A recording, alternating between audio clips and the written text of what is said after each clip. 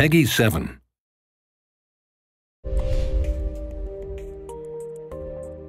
I'm Jordan Fisher from Pwnee Studios, and I work on programming and game design for CloudBerry Kingdom. I'm TJ Lutz, the Vice President of Pwnee Studios, and I'm working on CloudBerry Kingdom. We wanted to make a game that was like a classic platformer that never had to end, so we could just play it forever and, never go back into real life.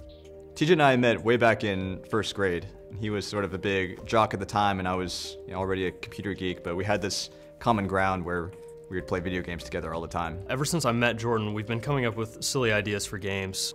We never really finished any, so that'll be what CloudBerry Kingdom's for, our first actual complete title. CloudBerry started one summer when Jordan came back to town. I was still in Wichita at the time, and he wanted to show me the concept he had for a game. I was working on my PhD in math. The idea for CloudBerry actually came from a math problem. How do you make random levels? How do you teach a computer to design these levels? He showed me this little concept that he'd put together, and I absolutely loved it. The art was all done by Jordan, and he can't draw, so we had a stick man, but the gameplay was fantastic. Really from that moment on, I knew that we had something, and we had to make something out of it. At that point, I ended up dropping out of grad school. I moved back to Kansas, into my mom's basement. TJ moved in as well. It was kind of awkward. And we started working on really polishing up this demo, getting it ready for a competition that Microsoft was holding called Dream Build Play.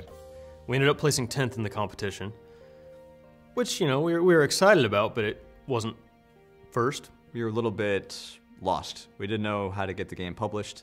We didn't know where to take it. So we really just ended up shelving it for about a year.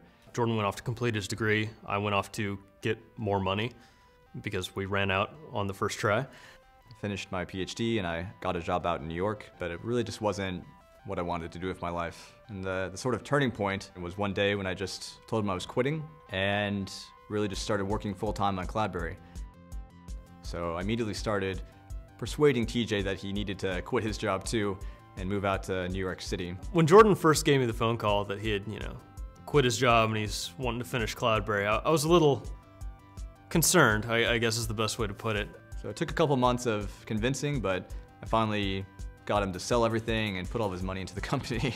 At this point, we'd been working on the game for almost 3 years, but we decided to draw it out a little bit more and redo everything.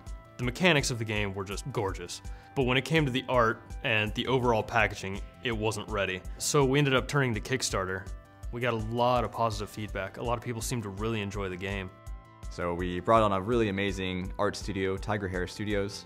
That's when our support really exploded for CloudBerry. And we took the game out to E3 once we were happy with it, and Ubisoft saw it and was really excited about it.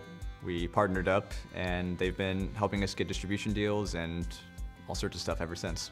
Ubisoft has been really accommodating in terms of letting us stay indie and have complete control over our IP and game design, while at the same time really helping us focus on marketing and distribution and all those things that as indies we just don't have the expertise and manpower to take care of on our own.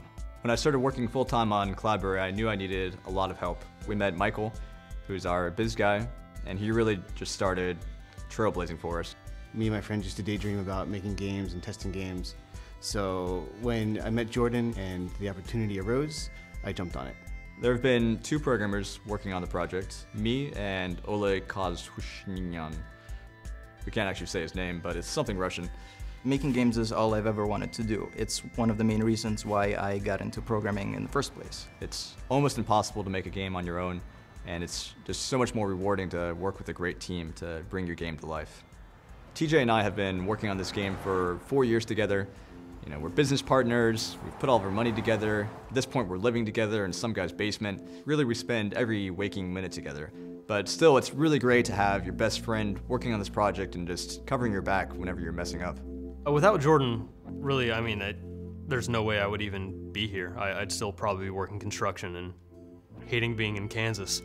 What I'm really excited about is seeing how far human players can go. We can see the computer beat really crazy levels, but I really want to know how far will CloudBerry push gamers? It draws people in that aren't really even gamers. There's some sort of hypnotic quality to it, and people just kind of gravitate towards it, and it's really exciting for me to see. I would make a game again in a heartbeat. It has been the most fulfilling thing I've done with my life so far. CloudBerry Kingdom will finally be available in spring 2013. On Xbox 360, PlayStation 3, Wii U, PlayStation Vita, and Steam.